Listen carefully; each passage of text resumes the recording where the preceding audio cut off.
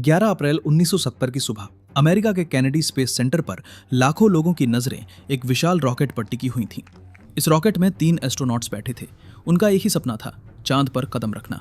लेकिन इन तीनों को क्या पता था कि अगले कुछ ही घंटों में उनकी जिंदगी एक ऐसे खतरनाक मोड़ पर आ जाएगी जहां से बचना लगभग नामुमकिन होगा। 13 अप्रैल 1970 स्पेसक्राफ्ट धरती से लगभग 3,30,000 किलोमीटर दूर अंतरिक्ष के अंधेरे में तैर रहा था। अचानक भड़ाम, एक जबरदस्त धमाका हुआ। पूरा स्पेसक्राफ्ट हिल गया। वार्निंग लाइट्स चमकने लगीं और अलार्म्स की तेज आवाजें गूंजने लगीं। कमांडर जिम लवल ने जब स्पेसक्राफ्ट की विंडो से बाहर देखा तो सामने का नजारा देखकर उनकी रूह कांप गई।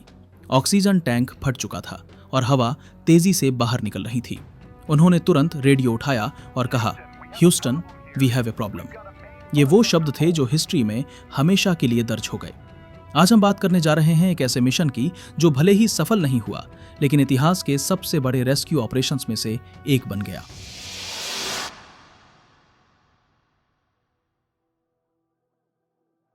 उन्नीस में नील आर्मस्ट्रॉन्ग चांद पर कदम रख चुके थे।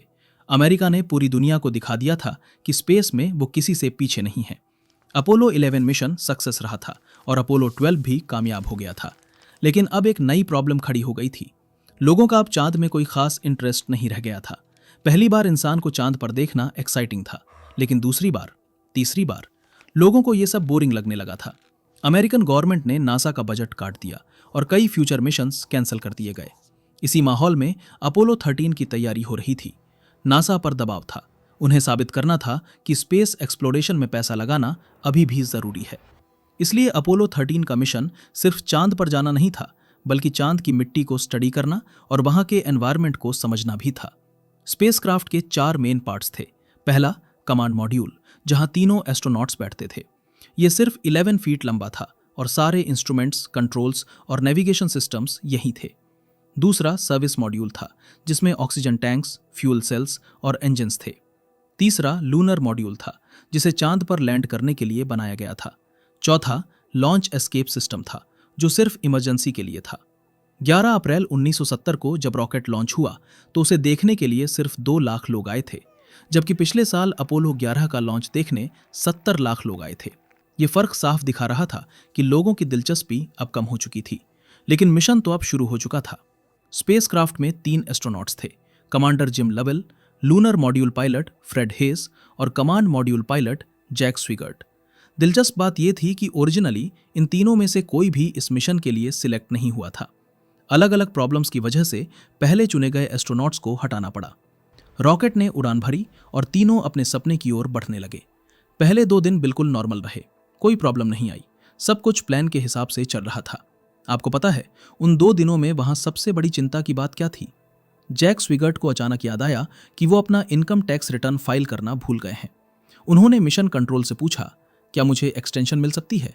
जवाब आया, हाँ, 60 दिन की एक्सटेंशन ले लो। ये छोटी सी बातचीत ही बताती है कि उस वक्त सब कुछ कितना स्मूथ चल रहा था। मिशन के 46 घंटे 43 मिनट बाद मिशन कंट्रोल ने मैसेज भेजा, स्पेसक्राफ्ट एकदम परफेक्ट कंडीशन में है। हम यहाँ बैठे बैठे बोर हो रहे हैं। कोई टेंशन नहीं थी, कोई प्रॉब्लम नहीं थी, लेकिन इसके बाद जो होने वाला था उसका किसी को भी अंदाजा नहीं था। 13 अप्रैल मिशन का तीसरा दिन था। शाम का समय था। एस्ट्रोनॉट्स को बताया गया कि उन्हें एक टीवी ब्रॉडकास्ट करना है और दुनिया को स्पेसक्राफ्ट के अंदर का नजारा दिखाना है। लेकिन लोगों को इस ब्रॉडकास्ट में कोई दिलचस्पी नहीं थी। किसी भी टीवी चैनल ने इसे नहीं दिखाया, यहां तक कि कई चैनल्स इसे बोरिंग मिशन बता रहे थे। टीवी ब्रॉडकास्ट खत्म हुए सिर्फ 6 से 7 मिनट ही बीते थे कि मिशन कंट्रोल ने जैक स्विगर्ट से कहा, ऑक्सीजन टैंक्स चेक करो। यह एक रूटीन चेक था, ऐसा हर बार होता था, कुछ भी अनयूजुअल नहीं था। जैक ने स्विच दबाया और अगले ही पल धड़ाम, एक भयानक आवाज गूंज उठी। पूरा स्पेसक्राफ्ट हिल गया। वार्निंग लाइट्स चारों तरफ चमकने लगी, अलार्म्स बजने लगे और रेड लाइट्स लगातार फ्लैश करने लगी। तीनों एस्ट्रोनॉट्स के पसीने छूट गए। कमांडर जिम लवेल ने तुरंत विंडो से बाहर देखा। उन्हें सफेद गैस बाहर निकलती दिखाई दी। उन्होंने फौरन रेडियो उठाया और कहा, Houston, we've had a problem here. Mission control में बैठे लोग हैरान रह गए। जवाब आया, से अगेन प्लीज। लवेल ने दोबारा कहा, Houston, we have a problem. अब इंस्ट्रूमेंट्स चेक किए गए और जो दिखा वो किसी नाइटमेयर से कम नहीं था। ऑक्सीजन टैंक नंबर 2 पूरी तरह खाली था और ऑक्सीजन टैंक नंबर 1 तेजी से लीक हो रहा था। पहले लगा कि शायद इंस्ट्रूमेंट्स गलत रीडिंग दे रहे हैं, लेकिन स्पेसक्राफ्ट की विंडो से साफ दिख रहा था कि ऑक्सीजन गैस बाहर निकल रही है। अब सवाल ये नहीं रह गया था कि चांद पर कैसे लैंड करें। अब सवाल ये था, क्या ये तीनों एस्ट्रोनॉट्स जिंदा धरती पर वापस आ पाएंगे? जो टीवी चैनल्स इस मिशन को बोरिंग कह रहे थे, उनके लिए ये अचानक ब्रेकिंग न्यूज बन गई। हेडलाइंस चलने लगी कि अपोलो 13 मिशन गंभीर खतरे में है और अब चांद पर लैंडिंग नहीं होगी। बाद की इन्वेस्टिगेशन में पता चला कि यह ब्लास्ट एक लंबी चेन ऑफ मिस्टेक्स का नतीजा था। ऑक्सीजन टैंक नंबर 2 पहले अपोलो 10 मिशन के लिए बना था। रिपेयर के दौरान वो टैंक गिर गया और अंदर से डैमेज हो गया, लेकिन बाहर से कुछ दिखाई नहीं दिया। टेस्टिंग के समय टैंक पूरी तरह एम्प्टी नहीं हो रहा था, इसलिए इंजीनियर्स ने हीटर से ऑक्सीजन को बॉयल किया। इसी दौरान टैंक के अंदर टेम्परेचर 538 डिग्री सेल्सियस तक पहुंच गया, जबकि थर्मोमीटर सिर्फ 30 डिग्री सेल्सियस तक ही दिखा सकता था। किसी को अंदाजा ही नहीं हुआ कि अंदर इतनी भयानक हीट पैदा हो चुकी है। इस एक्सट्रीम हीट की वजह से टैंक के अंदर इलेक्ट्रिकल वायर्स का इंसुलेशन पिघल गया और मिशन के तीसरे दिन जब रूटीन चेक हुआ तो डैमेज्ड वायर्स में स्पार्क हुआ और टैंक फट गया। अगर यह टैंक स्पेसक्राफ्ट के अंदर होता तो तीनों एस्ट्रोनॉट्स उसी वक्त मर जाते। अब धरती पर लौटने के 2 ऑप्शंस थे। पहला ऑप्शन, स्पेसक्राफ्ट को घुमाओ और सीधे धरती की तरफ वापस आओ। यह सबसे फास्ट रास्ता था, लेकिन इसके लिए सर्विस मॉड्यूल का मेन इंजन स्टार्ट करना पड़ता। प्रॉब्लम यह थी कि वो इंजन ब्लास्ट के बिल्कुल पास था। कोई नहीं जानता था कि इंजन ठीक है या डैमेज हो चुका है। अगर इंजन स्टार्ट करते वक्त कुछ भी गलत हुआ तो गेम ओवर। दूसरा ऑप्शन, चांद की तरफ बढ़ते रहो, चांद का चक्कर लगाओ और फिर धरती की तरफ वापस आओ। इसमें सर्विस मॉड्यूल के इंजन की जरूरत नहीं पड़ेगी। यह ऑप्शन सेफ था, लेकिन इसमें 4 से 5 दिन लगने वाले थे। सवाल यह था कि क्या एस्ट्रोनॉट्स के पास इतने दिनों के लिए ऑक्सीजन, पानी और इलेक्ट्रिसिटी बची हुई थी? नासा के फ्लाइट डायरेक्टर जीन क्रैंस ने फैसला लिया। ऑप्शन 2, लॉन्ग वे बैक लेकिन सेफ। एस्ट्रोनॉट्स को तुरंत ऑर्डर्स दिए गए, कमांड और सर्विस मॉड्यूल को शट डाउन करो ताकि इलेक्ट्रिसिटी बचाई जा सके। लूनर मॉड्यूल में शिफ्ट हो जाओ और लूनर मॉड्यूल को लाइफ बोट की तरह यूज करो। लेकिन यहां भी एक बड़ी प्रॉब्लम थी। लूनर मॉड्यूल सिर्फ 2 एस्ट्रोनॉट्स के लिए बनाया गया था और वो भी सिर्फ 20 घंटे के लिए। अब 3 लोगों को उसमें 4 से 5 दिन रहना था, लेकिन अब कोई और ऑप्शन नहीं था। इलेक्ट्रिसिटी बचाने के लिए स्पेसक्राफ्ट के सारे non essential systems shut down कर दिए गए। लाइट्स बंद कर दी गई, कंप्यूटर्स बंद, रेडियो भी मिनिमम यूज पर रखा गया और सबसे बड़ी बात, हीटर्स बंद कर दिए गए। अंतरिक्ष में टेम्परेचर कितना होता है जानते हैं? -270 डिग्री सेल्सियस। हीटर्स बंद होते ही स्पेसक्राफ्ट के अंदर टेम्परेचर गिरने लगा। 4 degree Celsius, 3 degree Celsius, 2 degree Celsius. Astronauts ठंड से कांपने लगे, उनकी सांसें जमने लगीं, हाथ पैर सुन्न होने लगे। कमांडर जिम लवेल ने बाद में कहा, हम ठंड से मरने वाले थे। स्लीप करना इम्पॉसिबल था। प्लान के मुताबिक लूनर मॉड्यूल का इंजन फायर किया गया। यह पहली बार था जब लूनर मॉड्यूल का इंजन यूज हो रहा था और वो भी इतनी क्रिटिकल सिचुएशन में। इंजन स्टार्ट हुआ और काम कर गया। स्पेसक्राफ्ट चांद की तरफ बढ़ने लगा। कुछ घंटों बाद स्पेसक्राफ्ट चांद के दूसरी साइड पहुंच गया, फर साइड ऑफ द मून। यह धरती से लगभग 4 लाख किलोमीटर दूर था। यह एक नया रिकॉर्ड बन गया। आज तक कोई भी इंसान धरती से इतना दूर नहीं गया है, लेकिन इस रिकॉर्ड को सेलिब्रेट करने का कोई मूड नहीं था।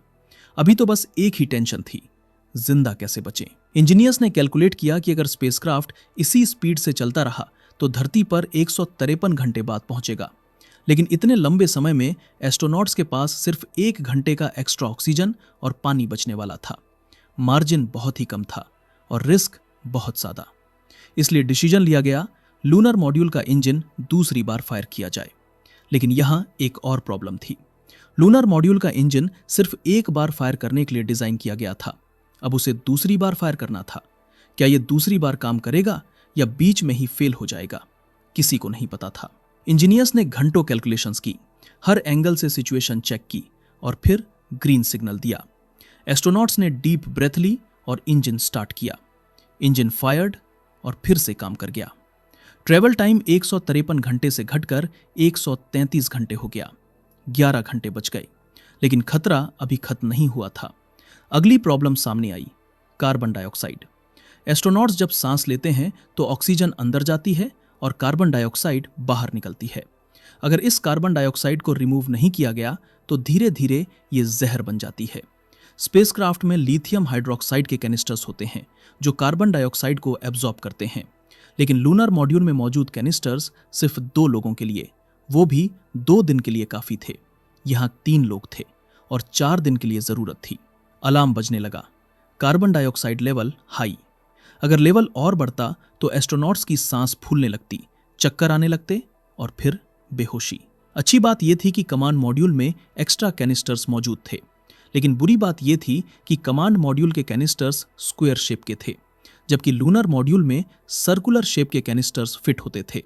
सवाल यह था, स्क्वायर कैनिस्टर को सर्कुलर होल में कैसे फिट करें? धरती पर बैठे इंजीनियर्स के पास इस प्रॉब्लम को सॉल्व करने के लिए सिर्फ 24 घंटे बचे थे।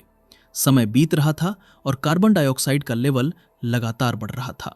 एस्ट्रोनॉट्स ने बताया कि स्पेसक्राफ्ट में कौन कौन सा सामान अवेलेबल है। Plastic bags, cardboard pieces, suit hoses, duct tape और सॉक्स। इंजीनियर्स ने कई घंटों तक एक्सपेरिमेंट किया, अलग अलग कॉम्बिनेशंस ट्राई किए और फाइनली एक जुगाड़ तैयार हो गया। Step by step instructions radio पर भेजी गईं। प्लास्टिक बैग को इस तरह कट करो, कार्डबोर्ड को यहां फोल्ड करो, डक्ट टेप से यहां सील करो, होज को इस एंगल पर अटैच करो। एस्ट्रोनॉट्स ने इंस्ट्रक्शंस को एक एक करके फॉलो किया। कुछ घंटों की मेहनत के बाद एक अजीब सा डिवाइस तैयार हो गया। देखने में बिल्कुल फनी लग रहा था, जैसे किसी ने खिलौना बना दिया हो, लेकिन जैसे ही उसे अटैच किया गया कार्बन डाइऑक्साइड लेवल गिरने लगा। ये काम कर गया। कमांडर लवेल ने बाद में अपनी किताब में लिखा, यह डिवाइस देखने में खूबसूरत नहीं था, लेकिन इसने हमारी जान बचा ली। अब एक और प्रॉब्लम थी, पानी। एस्ट्रोनॉट्स को बताया गया, तुम दिन में सिर्फ 200 मिलीलीटर पानी पी सकते हो, सिर्फ 200 मिलीलीटर, बस इतना ही, क्योंकि पानी बचाना था, इलेक्ट्रिसिटी बचानी थी, और सबसे इंपॉर्टेंट, अगर ज्यादा पानी पिया तो यूरिनेट करना पड़ेगा। यूरिन की थोड़ी सी एक्स्ट्रा क्वांटिटी भी स्पेसक्राफ्ट की डायरेक्शन को चेंज कर सकती थी। इतने कम पानी में सरवाइव करना बेहद मुश्किल था। तीनों एस्ट्रोनॉट्स ने मिलकर लगभग 14 किलो वजन खो दिया। फ्रेड हेस को यूरिनरी ट्रैक्ट इन्फेक्शन हो गया। पेन हो रहा था, लेकिन कुछ किया नहीं जा सकता था। 4 दिनों के बाद स्पेसक्राफ्ट धरती के करीब आने लगा। तभी इंजीनियर्स ने नोटिस किया कि स्पेसक्राफ्ट थोड़ा ट्रैक से हट गया है। कैलकुलेशंस में एक चीज मिस हो गई थी। स्पेसक्राफ्ट के अंदर से कूलिंग वेपर निकल रही थी, जिसकी वजह से डायरेक्शन थोड़ी बदल गई थी। अब फिर से करेक्शन करना जरूरी था। मतलब लूनर मॉड्यूल का इंजन तीसरी बार फायर करना था। यह इंजन एक बार के लिए डिजाइन किया गया था, 2 बार तो काम कर गया था, लेकिन तीसरी बार? कमांडर लवेल ने इंजन स्टार्ट किया। सबने सांसें रोक ली। इंजन फायर्ड और फिर से काम कर गया। स्पेसक्राफ्ट वापस सही ट्रैक पर आ गया। अब सबसे बड़ा सवाल यह था कि जब यह टूटा फूटा स्पेसक्राफ्ट धरती के एटमॉस्फेयर में घुसेगा तो क्या यह इतनी भयानक हीट को सह पाएगा? री एंट्री के लिए एस्ट्रोनॉट्स को वापस कमांड मॉड्यूल में जाना पड़ा, क्योंकि वही मॉड्यूल एटमॉस्फेयर एंट्री के लिए डिजाइन किया गया था। तीनों ने लूनर मॉड्यूल को गुड बाय कहा। जैसे ही कमांड मॉड्यूल एटमॉस्फेयर में घुसा, कम्युनिकेशन ब्लैकआउट हो गया। यह नॉर्मल था। आयोनाइजेशन की वजह से रेडियो वेव्स ब्लॉक हो जाती हैं। यूजुअली ये ब्लैकआउट 2 से 3 मिनट का होता है। यहां मैक्सिमम 3 मिनट एक्सपेक्टेड था। मिशन कंट्रोल में सब वेट कर रहे थे। 3 मिनट बीत गए, कोई सिग्नल नहीं। 10 सेकेंड्स और, फिर भी कुछ नहीं। 30 सेकेंड्स, अब भी साइलेंस। 60 सेकेंड्स, कुछ नहीं। 4 मिनट हो गए। टीवी पर पूरी दुनिया ने सांसें रोक रखी थी। एस्ट्रोनॉट्स की फैमिलीज एक दूसरे का हाथ पकड़े बैठी थी। आंखों में आंसू थे। सवाल यही था, क्या वे बच पाएं? 4 minute 10 second, 4 minute 20 second, 4 minute 27 second, और अचानक रेडियो पर आवाज आई, this is Apollo 13, we are here.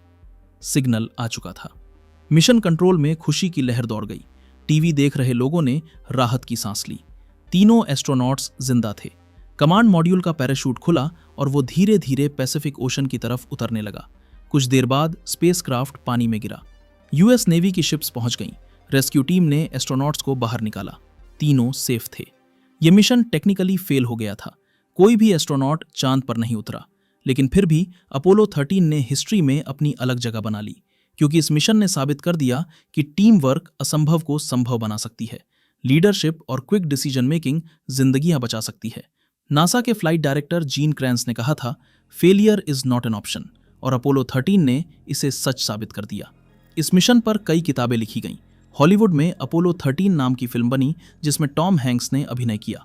NASA ने इन्वेस्टिगेशन के बाद कई नए सेफ्टी मेजर्स इंप्लीमेंट किए। अपोलो 13 के बाद अपोलो 14, 15, 16 और 17 सभी सक्सेसफुल रहे। 7 दिसंबर 1972 के बाद कोई इंसान दोबारा चांद पर नहीं गया, लेकिन अपोलो 13 की कहानी हमेशा अमर रहेगी।